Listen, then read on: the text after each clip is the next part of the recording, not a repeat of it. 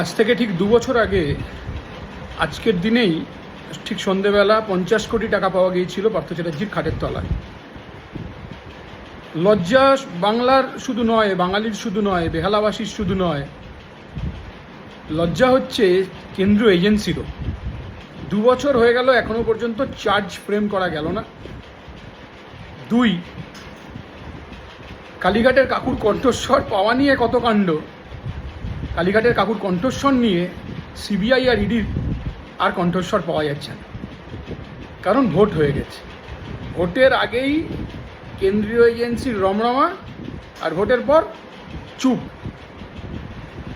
এই 2 বছর বাংলায় কোনো রাজনৈতিক 1 নম্বর 2 নম্বর নেতা আমরা দেখলাম যে এত টাকা নিয়ে ধরা পড়ল।